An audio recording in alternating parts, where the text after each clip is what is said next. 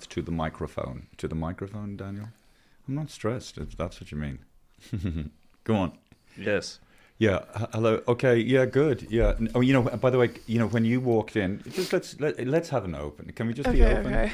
I think you were on the back foot because you said, "What are you looking at me like that for?" Yeah. Right. Well, you see, because it's close to Halloween. Yeah. Halloween, and then before we started the podcast, I was thinking maybe we should all, dress up as characters. And then I was kind of looking at you. Is she dressed up as a character already? Right. And that's because I couldn't really see because there was a lot of. Yeah, I read your mind. The light was bright, and then I think, and now you think, why are you being weird? I'm not being weird. And also I'm just. Okay, so you're blaming me for your own internal stress. Okay, and then also, I find setting up the podcast kind of Take responsibility for yourself. And I'm framing things. I have to frame the shots and everything like that. So as you can see here, Sive, who is dressed as a famous actor from the 1930s or 40s who doesn't want to be recognized. That's the kind of look you're going for, isn't it? No, I'm just dressed as Daphne. Okay. And who's Daphne? well, I think Daphne is a mysterious person. Exactly. Maybe. Yeah. This is Daphne. Is Daphne an actor? Daphne's just Daphne. And this is what Daphne is. Daphne. Do you want to introduce the podcast? Okay. All right. Ladies and gentlemen, please welcome to And That's Why We're Not Together, starring David McSavage and special guest, Sive. Daphne. Oh, yeah, Daphne. Yeah. Oh, that's right, because Daphne doesn't want to get any hate. So if Yeah. any hate is directed towards... Yeah, but it is funny, isn't it? It really... I'm just a woman, and all these middle-aged men don't understand me, and they want to hate on me. So now I have to wear a disguise. But it is funny. Debo, you remember the time Debo did the pod? There's been one little fruit fly here for the past 3 fucking days, and it knows, and it just flies in front of my eyes. And they're so small you can't even get them. It's amazing, you think about living beings. There's a human being and then there's a fruit fly. What's going on in a fruit fly's brain? Does it even have a brain? Is it just a collection of atoms? It barely exists, but I guess we all barely exist. We're here for such a short time. Okay, what's going on, Daniel? What was I saying? I can't even remember now. Distracted myself. I was down in Galway for the comedy festival. A lot of people on coke. A lot of people coked up in Galway. When people have done loads of coke, they sound like they have like they sound like they're all stuffed up. Mm-hmm. You know what I mean? And some of the people I was talking to, they really invade your space and they're breathing all over you and they're guffawing and laughing and way more interested in you than they should be. But I think it makes sense that, as a country, Ireland would have, this coke epidemic because, they're using it so that they can drink more. Is that what it is? That's what it is. Is that what it is, Daniel? Can we corroborate as Daphne's? Yeah, and more shy talking as well. Exactly. Yeah. It's now perfect combination. Now my brain is letting me speak to people without feeling nervous. So it kind of sobers you up, but keeps you high. Well, as in, that's generally why people are getting it, is so that they can. Well, yeah, part of it is so that they can be more open and talk to people, but also it's because binge drinking and drinking so heavily to point of no return basically is so common that it's okay, I need coke so that I can continue my night out. They can't pace themselves, so they're how can I make it so that this amount I can actually handle? Yeah, I guess if you're coked up, it's better just to be around other coked up people, right? Yeah. They should have a coke club. I think they do. I think everywhere is the coke club. Apparently, there's loads of coke in Ireland. Ireland's one of the highest consumers of coke in Europe, I think. Yeah. If not the highest. Do you reckon any of the presidential candidates were coked up? I think Heather Humphreys was. You look like Catherine Connolly at the moment. Class. That's who I want to be when I grow up. And what do you like? What do you admire about Catherine Connolly? Well, I like, say for example, if we're taking her pamphlet, she outlined that she worked as a cleaner before she worked as a barrister. So she's multifaceted. She's not just I'm this successful person. She's showing that she understands many different perspectives of being. By that metric, I'm multifaceted. I've worked as all the shit jobs you can imagine and got fired from every one of them. Yeah, exactly. Whereas I have a lot of respect for her in that way, because it's like she was a cleaner and a carer, I think, or a nurse's aide or something. So she's worked in the public service. Okay, you be Catherine. You play the role of because you also Daphne wants to be an actor, right? So let's say improv here. You be Catherine Connolly, and I'll be a patient, and you imagine the kind of nurse. Okay, yeah, okay. Hello, nurse Connolly. I don't know what she'd be like though. Let me think about it. Well, I don't think you have to think that hard. You know, she's just you already have a country accent. Do I? Yeah. I don't think I do anymore. You do, yeah. It's. If I say car. Yeah, it's there. Okay, so I'm a patient. She's just a general nurse.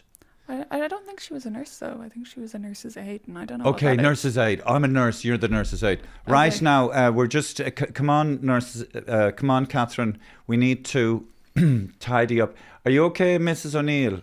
Catherine, come on. Hi, Mrs. O'Neill. So how is this treatment been for you? I'll be Mrs. O'Neill. It's fine. I just feel quite lonely, Catherine. I understand. How can we make this place better so our patients are not lonely? Oh, that's such a kind and empathetic question. Do you know something? I think you'll be the president of Ireland someday. Exactly. And that's why she's president, because she thinks about those things. I thought you're still. I'm not still the. I used to. Okay. No, because I'm Daphne. I'm not Catherine Connolly. It's good hanging around Sive because it's like hanging around with a very difficult member of the audience. Do you know what I mean? Like a heckler. Like if I can make Sive laugh. Do you remember Bevan? Oh, Baveen. Baveen, yeah. That's my sister's name. Why do you remember her? I don't know. Maybe Sive and Baveen would get along. That's my sister's name, so maybe we will. Didn't I hang around with a girl called Baveen? Yeah, didn't we? Yeah. For a little bit. I haven't What's thought her story? about. I haven't thought about Baveen for a long time. It's funny. Yeah, she was working in that cafe. What was it called? Lightfoot. No. Little Bird. Pig Bird. Little Big Bird. It's funny, yeah. No, sorry. Just remind me of Baveen again. But I just want to say it's funny because I was thinking about that. You know, when people go, "You pig, you this and that." Like pigs get a very bad rap, is all I'm saying. Like we eat them. It's bacon. It's pork. We eat the fucking things, and not only that, we use their names as a term of derision. I mean, you know, from a pig's point of view, what the fuck is it not good enough that you have to eat us? Can we not die in dignity? But you have to use our names. You know, when people get very angry, And they're considered one of the most empathetic creatures. What does that say about our society? You've really risen and transcended and evolved to another level because of the way you dress. I find my people, chakras are aligned. I find people who say they're spiritual, Daniel, they can be quite passive aggressive. Have you ever noticed that? Yeah, pushing their agendas, I think. Yeah, I did. So I did coke, I guess, when I was about 21 in New York. But it doesn't suit me. I don't have the kind of blood or chemistry or whatever is required. I think, you know, I know we've said this before, but there's certain types of people that can do this stuff. They can, and they're running around and they're having a great time. And then, I want to be like that person. And then you do it, and it's like, you know, take me to the hospital. Yeah, like I have a friend who can like. You have a friend? You mean you? No. I do have a friend. Like over the weekend, she was doing like everything and anything, but she doesn't even know her limit herself, as in because she has such a high tolerance that it's like then when she hits the point where she's actually like met her limit, she's not even aware of the fact that she's like at her limit, right? But because she's so hardcore and tough. Yeah, but it was like funny to witness, and like she was able to handle it well, but then at the same time I think that's like gonna like bite you further down the line somewhere. Yeah, because that kind of, well, you know, I suppose, you know when you're in your early 20s and you're physically in top nick, in top form. Are you okay? Yeah, I'm It just looks like you were stretching. passing wind there for a second. Just stretching. I'm glad that we're comfortable enough. Actually, so I've shot because it's a bit out of frame now. Do I sit down? Lower or If you're stand, it's gonna sit like that. Don't worry, Daniel. There's this woman on TikTok, this old woman that's like obsessed with Daniel O'Donnell. Oh, It's so funny. there was a clip. Oh, Daniel! Oh God! Yeah, that's- Oh God!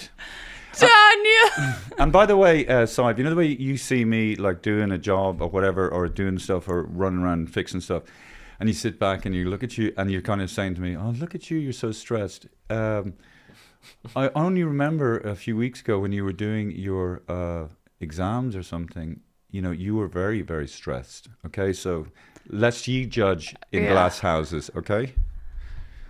Oh, David's feeling feisty tonight. So sad. So sad. I will not be one-upped by a woman.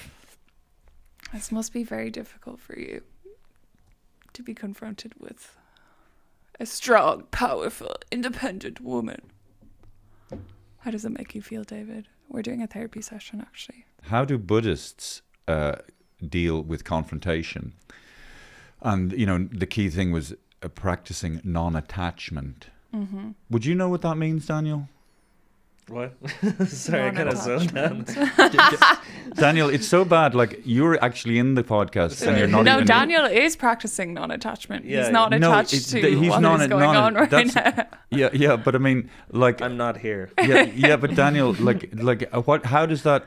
You know, for people who are actually tuning in, if they know that the people doing the podcast aren't even listening, like, how are we even going to listen? No, I Do was just we looking up something. What? Do we even exist? No, I was just looking up something, and yeah, Okay. What do you understand by non-attachment? that you're not bound by earthly. Don't put on the possessions. voice, Daniel. Don't put on the accent, for God's sake. That you're not bound by earthly No. possessions or things, or Oh, I should have said this. I could have said this. And so I think, you know, you and then you are that feeling, as opposed to just being able to pull back and observe Well, the yeah, feelings. it's kind of like when you're feeling that way, it's like that's all you are in that moment, the feeling. Like you're not standing in your bathroom mirror, like you're nothing else within the world. You're just that. Brilliant. Yeah, I'm smart, okay? To all my haters. Well, okay, can we address the hater thing? Like, Debo was on... Oh, sorry. What's that? You have the helmet underneath here and Oh. I picked it by accident.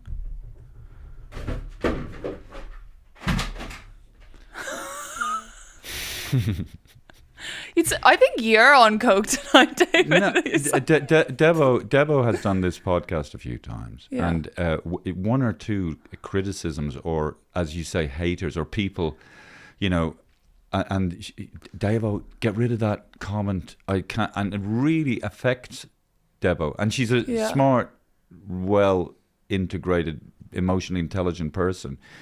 But I guess if you're not used to it, it does. We are easily affected, and we are easily influenced. Here's an example. I went to see a film called One Battle After Another in the Swan Cinema. Have you been to that No. cinema? No. Yeah? No, I haven't been to How the come? cinema.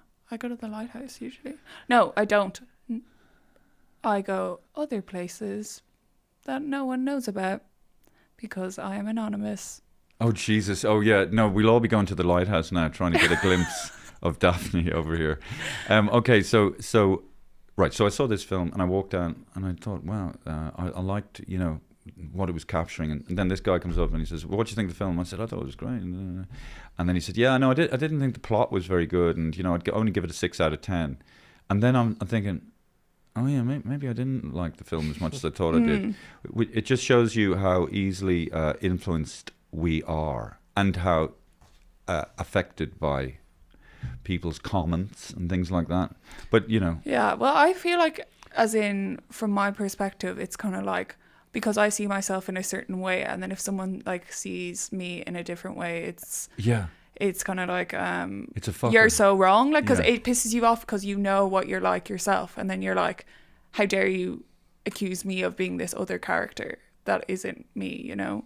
But also, I think when you're So that's really why I'm young, definitely- I think when you're really young, you don't really know what the fuck you are as such. You're trying out different ways. I mean, I remember when I was young, I used to try different laughs out. But even like the last time I did the podcast, I was obviously performing in a certain aspect. Like that's not how I am on my daily life. Like I'm in front of a camera, I'm like in front of the lights. Like you're in a mindset. Like even if you're not intentionally doing it, you're performing in some degree. So then the fact that you know that you're performing, but you feel like, oh, this is how I am normally. So if anyone, it's like you're in a wobbly kind of place in terms of like that version of you. So then if that gets criticized, then you're a lot more susceptible to being offended by it, because it's like, I want people to see me in a certain type of way. Okay, can I just suggest, right, definitely in Ireland, it literally does not matter whatever the fuck you do. If you've achieved greatness, if you've given loads of money to charity or whatever it is, there'll always be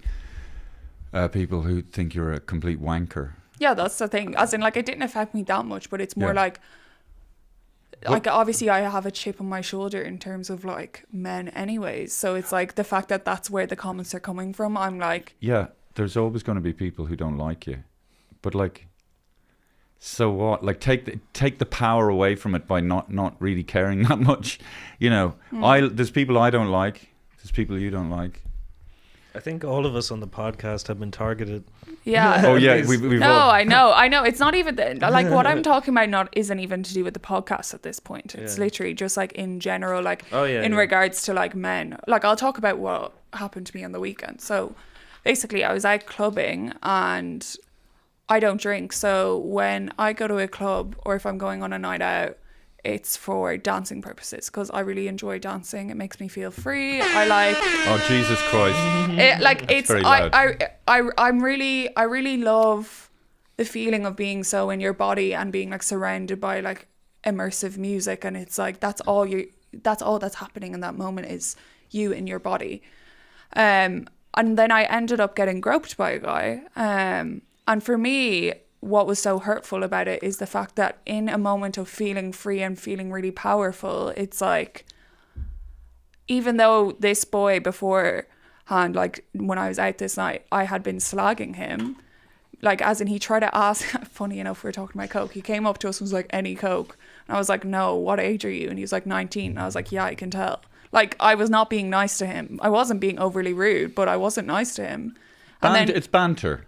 Yeah, but like, as in like as a woman, you can't just be like fuck off as well, because it's like you don't want to aggravate them either, but you want to. There's like this like you're almost like navigating this like this weird intricate way of trying to like get them to understand that you want them to fuck off while at the same time being nice.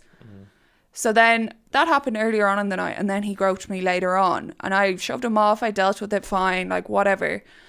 But the feeling that I felt afterwards is like in a moment of my like pure pleasure of being able to just feel free and dance and like feel so strong in my body and in my presence, I can't even like that can't even be even that is invaded by someone else. And it's not even about the act in itself. It's just how like it almost feels as though like the fact that this boy was like 19 and in a fucking tracksuit warrior, like.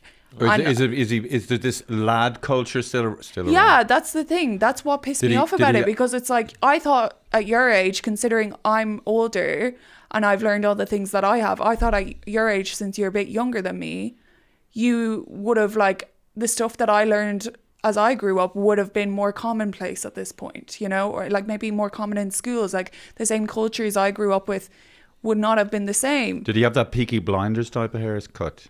I don't know. No, like anyway, real, you know, men in a fucking million years would never do anything like that. And what a pathetic wimp of a dude. What a shithead. Yeah. Sorry you had to experience that, Si. But I think as well, even like the phrase like real men, it's like, oh shit. No, I'm not criticizing that. Like, of course, I understand what you're saying about real men. Yeah, real men and everything. But it's like people need to be taught what a real man is. And it's not about like this idea of being strong can then be misconstrued into being entitled. You know what I mean? Right. Yeah. So it's like you need to, like, it needs to be really like the explanation of things needs to be very clear. Yeah. You know, rather than just being like, a man is strong, a man No, you're so right. You know? And it's respect, like Yeah. But okay, so we're going to get serious here.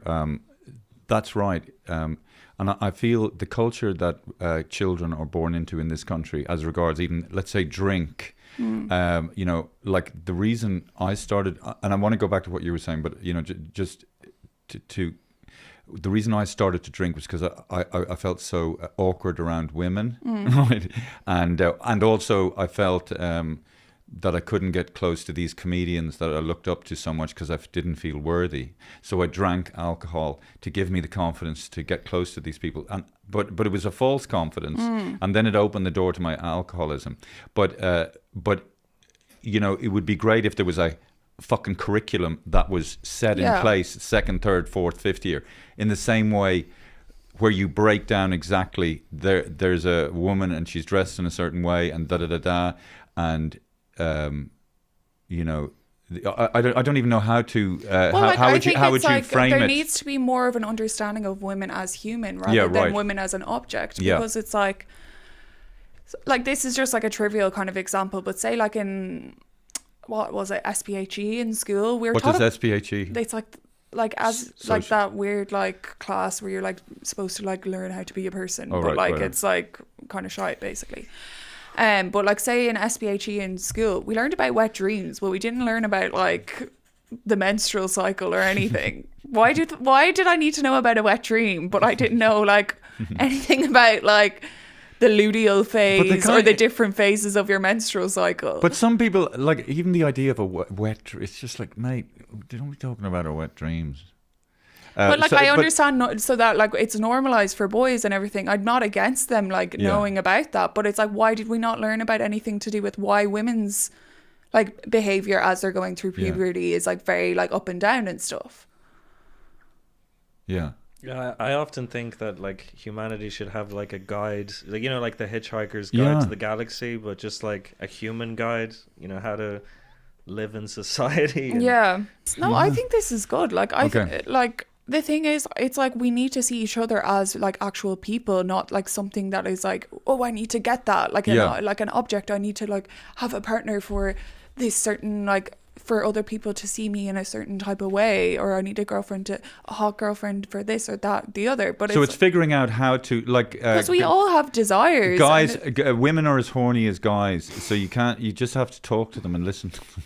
Jesus Christ, I'm trying to think, like, how would I? Hello, welcome to Respect for People class.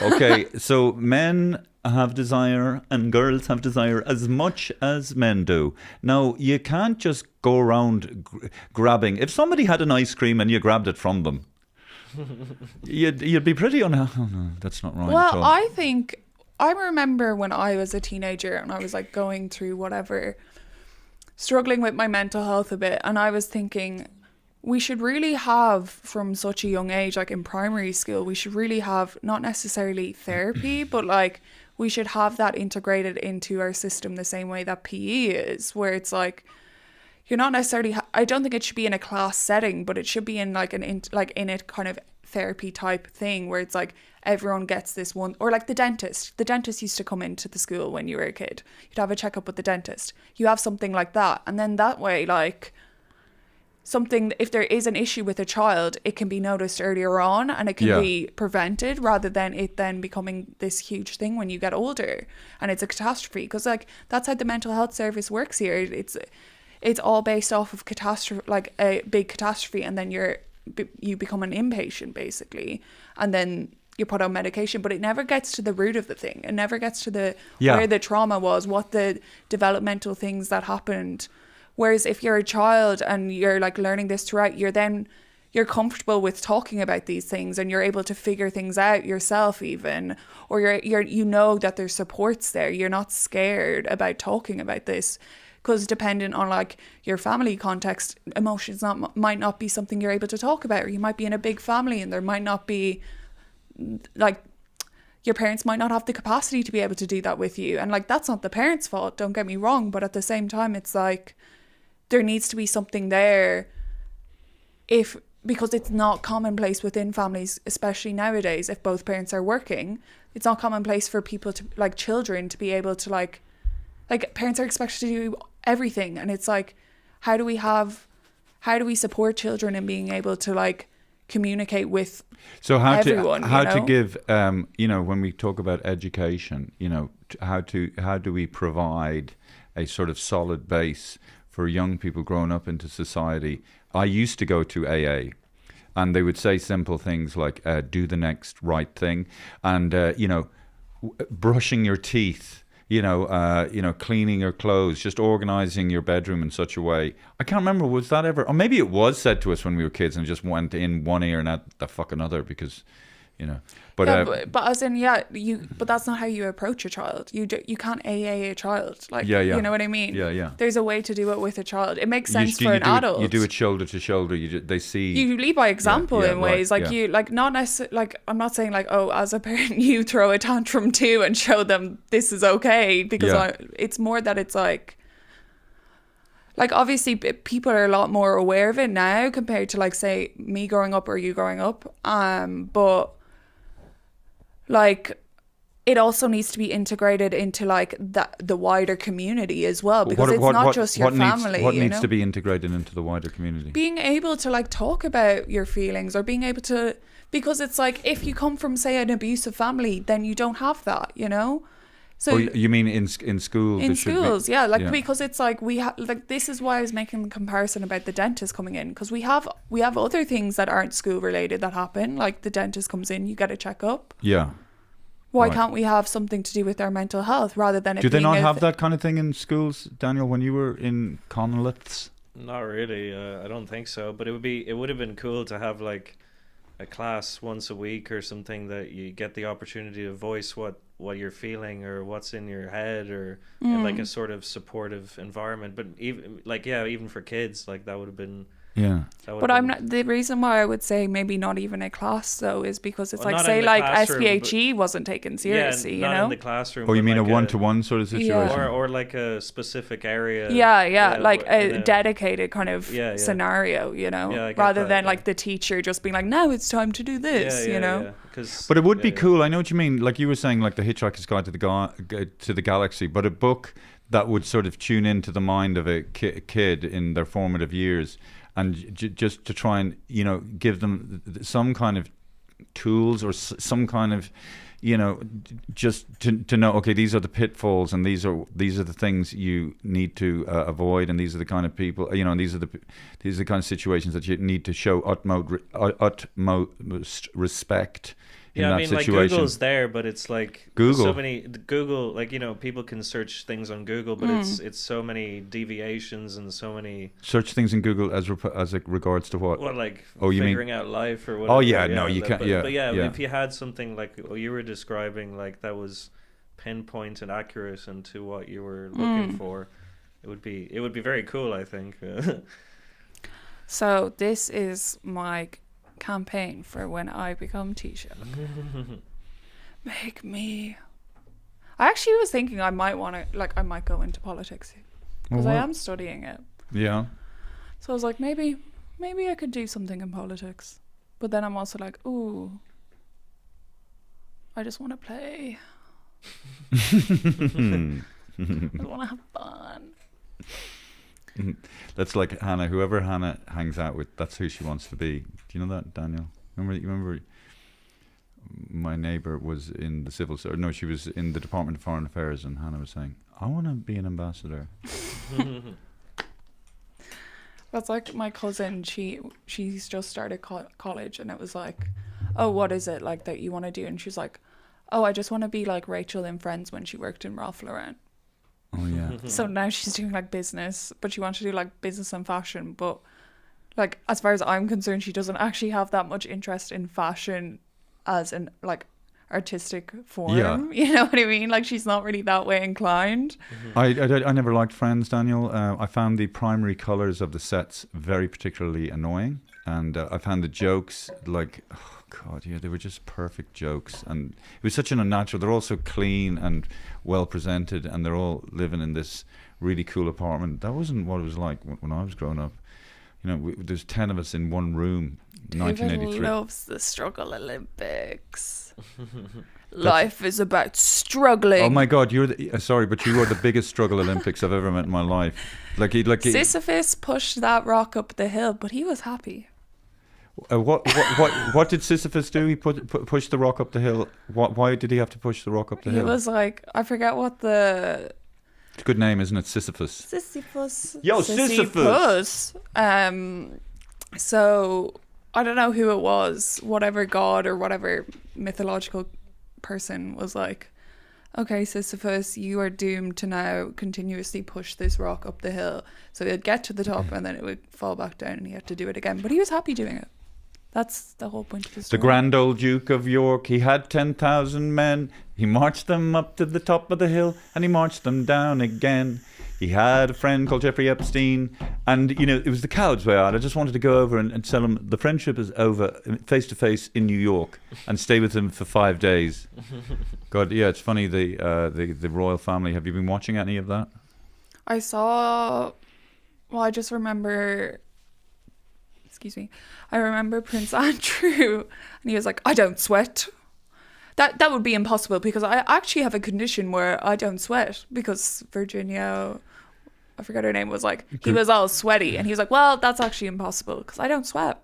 But if you look at his, like, I'm very tuned into people's facial expressions, and if you look at the way he's talking and the little weird facial expressions that he pulls, he's so delusional, and is he so arrogant that he doesn't think that every intention, we can read it all over your face. You're so smug and superior and entitled. It's quite something to watch. And now he's going to get kicked out of this big, huge 30-bedroom mansion into, they call it, what do they call it? The Frogmore Cottage. But sure, Frogmore Cottage has like 10 rooms. It's an enormous mansion. So don't worry, everyone. Prince Andrew will be fine. He's safe. He's safe. Don't worry about him. Can you take off your glasses for a second? No. Why not? No one's allowed to see me. Fair enough. I was going to ask you a question. It reminds me of when I was having arguments with Hannah, and she'd be wearing those big glasses, and it was just like, the glasses are just going like this. But it's not to you, it's to the people watching. Well, the men watching. Oh, right. Yeah, because you don't want to be in the male gaze. Exactly. Gotcha. I only like male gaze. But soundboard. Thank you. What do you think you being annoyed about Prince Andrew reveals about yourself? Oh, he's just he's been this sort of coddled figure all his life, surrounded by people. Yes sir, no sir, 3 pegs full sir, and he's quite kind of a bit grotesque or something. He's kind of man-child or something. He was very strange. Yeah. Guy. Well, apparently he like sleeps with like his teddy bears on his you know bed, what I mean? and they have to be arranged a certain way. Yeah. That is strange. Yeah. So it is strange. But yeah, I don't know, Sive. I don't even know what the question is. But it's certainly given me a worried feeling. But as in, like, I could be annoyed by, like, say, an awful person, the way that they're speaking about something. And that doesn't mean I'm an awful person, but, like, maybe some of the ways that they speak about things might piss me off because I've been susceptible to behaving in that way in the past. Like, there's a difference between the person themselves and the certain behaviors they portray. Yeah. Well, oh, Jesus. Yeah. Well, I think there's a difference between being into young women and, being attracted to young women. Yeah, I'm not saying that that's wrong or anything. And, Prince Andrew. Well, yeah, there's a difference between paedophilia and for fuck's sake. like, I'm not saying you're a paedophile, David. I'm saying I was more getting on the arrogance thing. Oh, yeah. Trying to take the piss about that. Not about paedophilia. This podcast is going to have to be so heavily. Because we were talking about paedophilia at the last fucking podcast as well. Yeah. So, guys, how many paedophiles do you think you know? I don't know. They have to announce themselves in the US, don't they? So what? They walk into a room and they're like, "Hello, No, it's me, the but paedophile." If they move into a neighborhood or something. Yeah, there's like a register. Oh yeah, sex offenders register. Oh yeah, no, there's a woman growing up in Donegal in Gweedore, and she said there's boredom, right? There is an accepted version of boredom, and then there's rural Irish boredom, and exemplified by this woman who once said to me, "I was so bored growing up in Gweedore, I wished the Troubles came to town." And so what I'm saying is there's arrogance, and then there's fucking British arrogance, and that's a deep generational kind of fucking colonial kind of thing. Yeah. So this Prince Andrew, and you see, because we don't know what it's like to be royalty, we can't get our heads around the level of arrogance. So this guy didn't see himself as a regular dude who could go out, chat up women, cough one more time, chat up women, sorry.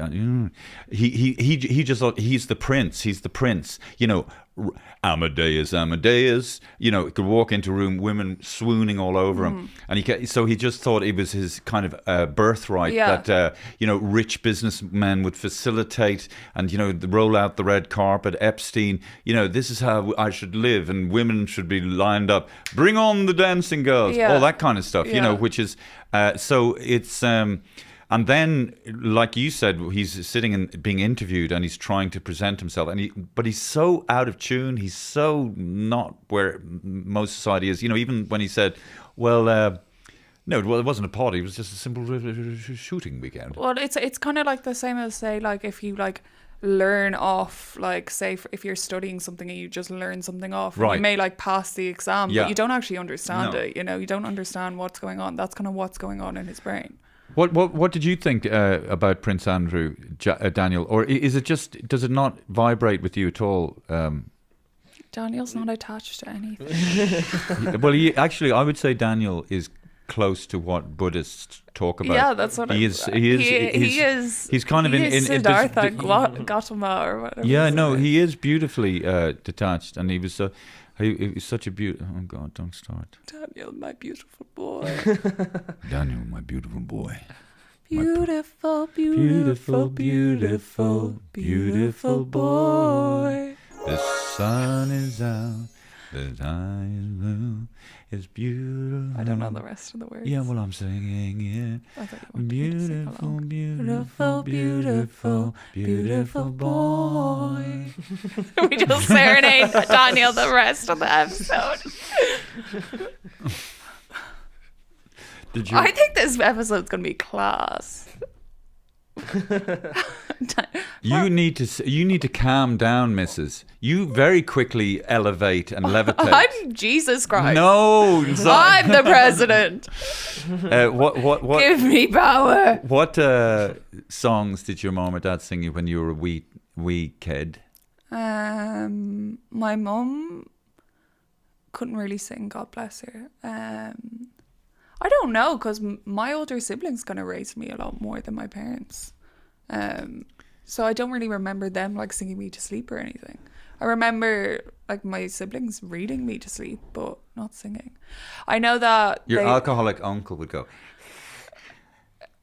"You're a little witch and it's cold outside and they're going to hang you up." upside down. Okay. That's what they sing in Leitrim. That's when I was a little boy, when I was about 14 or 15, my mother would give me baths. Mm-hmm. What's wrong with that? I'd never said anything was wrong. Yeah, I think you think something's wrong. No, you had that look. You know, I can see right through. Well, I can't see anything. But anyway, no. When I was a little kid, my mom would give me baths, and then she'd wrap me up in a towel, and you know, she'd be sitting there like that, and so I'd be all wrapped up and then she'd be looking into my eyes, going, "You're the fella I love. You're the fella, so the little fella." And I got that intense love from my mother. Aww. And so no matter what happens, thank you very much. I am radiating love. I was loved. I have Thank you, Mom. a certain, like, I have association with the smell. So my mum would have worn Angel perfume by Mugler. And anytime I smell that, it reminds me of a hug because she would wear it. And when she got home from work, I would hug her. And that's what reminds me of a warm hug from mummy coming home from work. Well, do you know how you know you're loved? How? Go like this, look. My nose is a bit blocked. I wonder why that is. Yeah. I wonder, a sober girl, why would her... Well, you say you're sober, but we see a lot of dealers outside your house. Not anymore. Jesus Christ. It is wild, though, especially, I mean, I understand young people. Experimenting. Basically, young people are laboratory experiments. They're just going around, and they can get away with it. But when you get to my age, when you see people my age coked, gacked out of their heads, Yeah. it's just like, oh, dear me.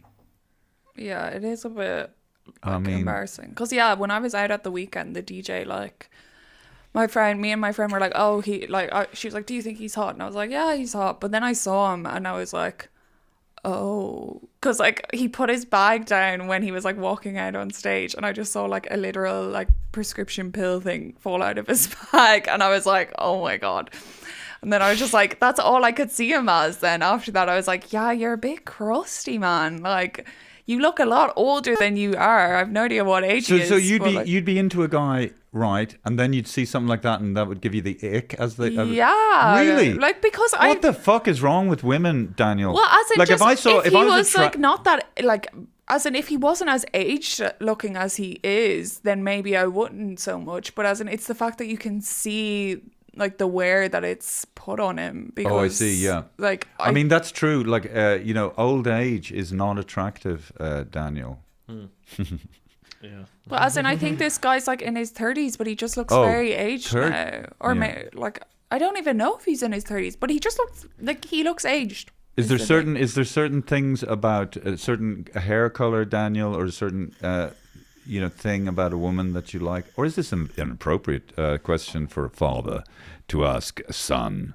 Son, Prince Philip? Hello, Prince Andrew. Son, are you a tits or an ass man? Are you Prince Philip? Yes. Good evening, Prince Andrew. Come in here. How old are you? Yes. Do you like the breasts or the arse? Both. What kind of sick bastard are you? We are Neil's arse all men. about equality. The arse. The arse. Some people have big bottoms. Yeah, some people do. Yeah.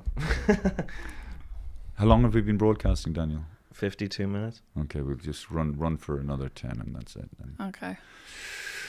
Okay, we're just fine. We're fine.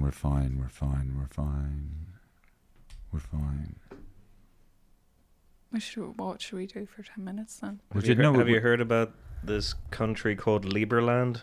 Okay. A self-proclaimed micronation? No. Yeah. Made by this guy Vit Jedlicka. It's a libertarian-based constitutional republic with its own constitution, government, and currency.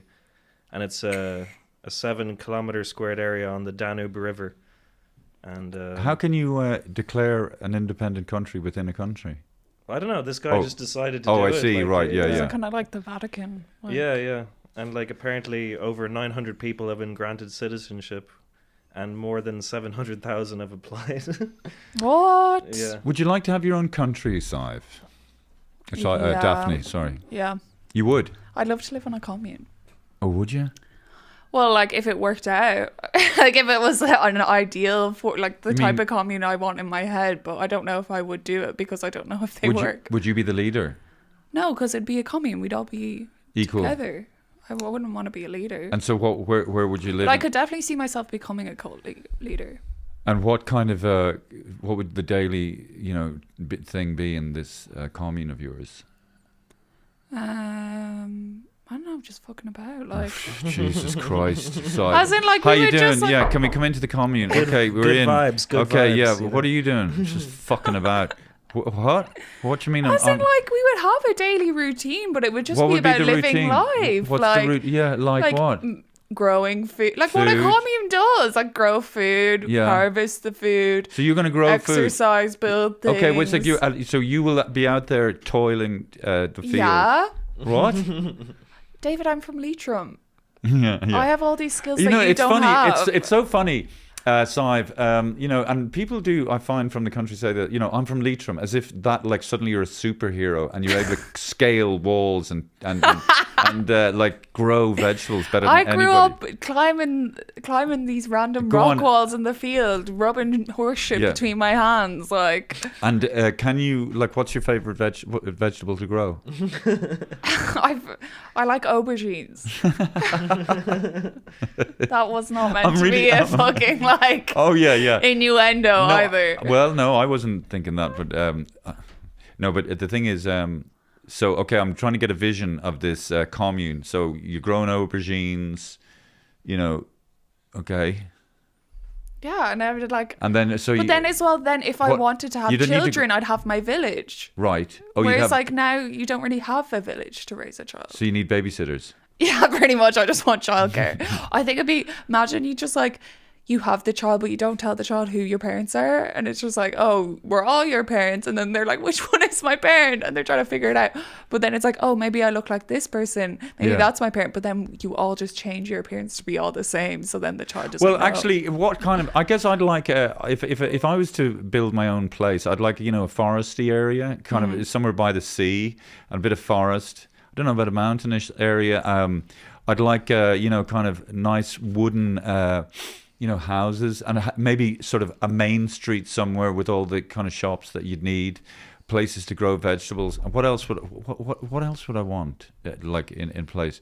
You'd I'd want like- a stationery shop with Oh all yes, these leather stationery, bound- leather bound. Oh, leather workers, and I'd like Yeah. to, and I think I'd like horses, and I'd like to be the sheriff, and just going around and just but lots of peaceful people. But it's the place to live. I mean, you need to be able to get in and out of the place. You don't want to be Yeah, there like all you the can, time. you can still like go into like, you're still a part of the rest of the world. Would but, like, we let this other is your people? Would I own, let like, would I let other people in? support. Other people couldn't go. It's a gated community, is it?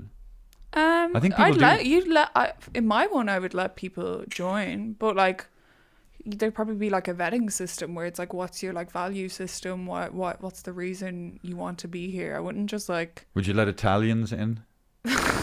if they were cool, yeah. If they were cool Italians, I guess. Daniel, what are you looking at there? I was just thinking you were kind of describing what Kevin Costner is in Yellowstone, your dream scenario. Oh, I am. Yeah, Daniel, you're so right. Can I just say, I never thought I'd be this kind of person, but I adore the aesthetic of the Midwest.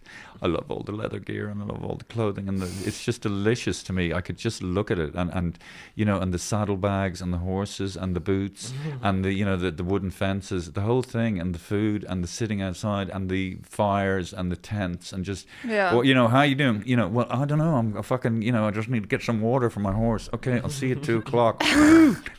And then you just take your horse and give it some water, but then but it's quite violent there. You know what I mean?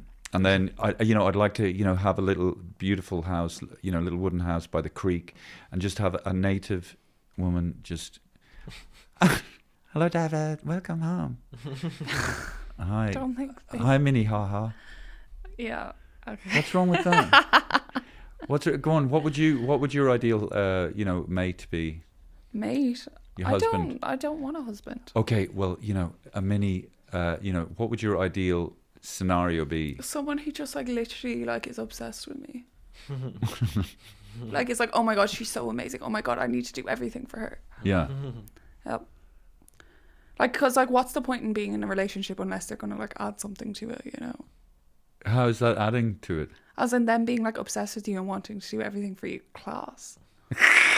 Why would I be in a relationship with Would someone? you be obsessed with them? I think they'd be like cool and stuff. Have you I been, guess they're kind of cool. I'm like, they're cool because they love me. I wonder what's it, if I'm obsessed, if I'm with somebody who's obsessed with me, I don't think I'd particularly like that. But it's not like they're like scary obsessed with No, you. but it's more yeah, that yeah. it's like They just they're wanna- so in love with you that like it's like that's what the love has made them want to be for you. Mm. Yeah, it's nice to be liked. Yeah. Yeah. But obviously have the same value system in like how we view the world and stuff. Oh yeah. What is your value system? I'm still figuring that out, I guess. Yeah. But like connection is important to me, like being a part of like a community kind of. Connection. I really like sometimes when I look at Sive, she looks at me, but I'm looking also into her, and as she's looking into me, I can see the reflection of my own eyes, and I feel more connected than I've ever felt before. And sometimes I honestly feel like I'm at church when I'm talking to her, and sometimes if I've been disagreed with Sive, I just get like a little knife and cut my hand.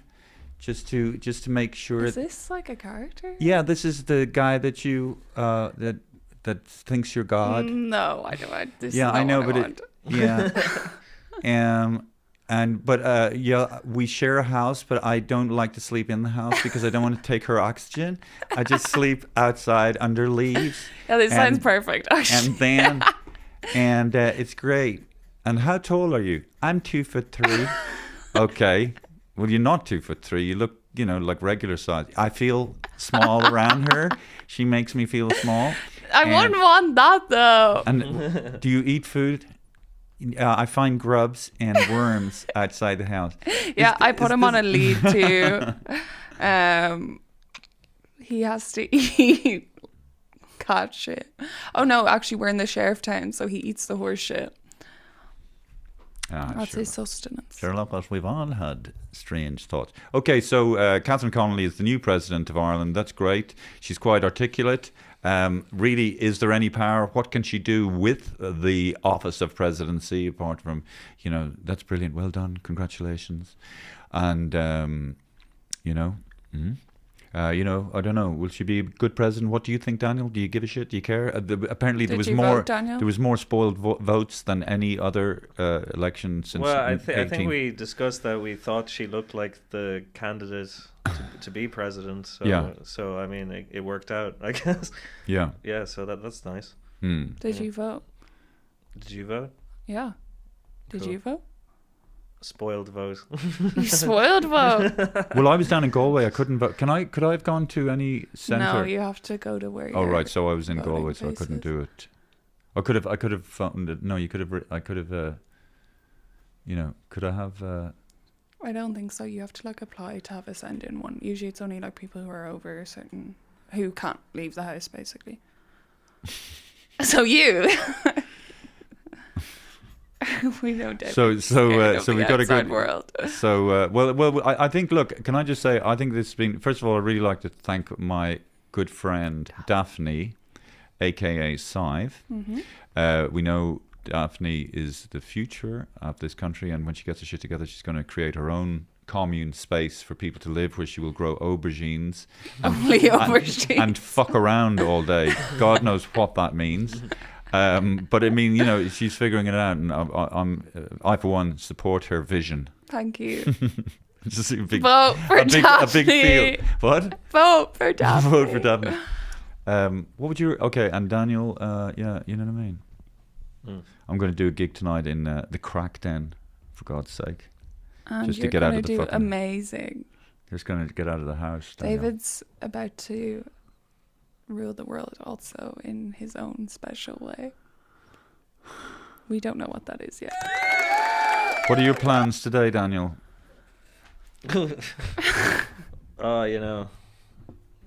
Take over the world in my own way.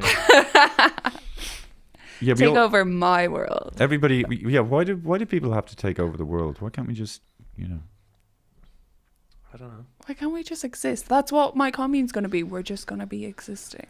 And also, honourable mention, my uncle Andrew, who's the eldest brother of my mother Annette, died yesterday.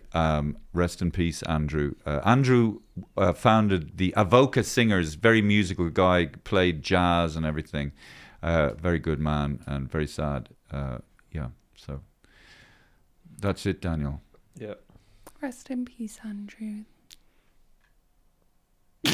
I shouldn't have smiled there. Is that it?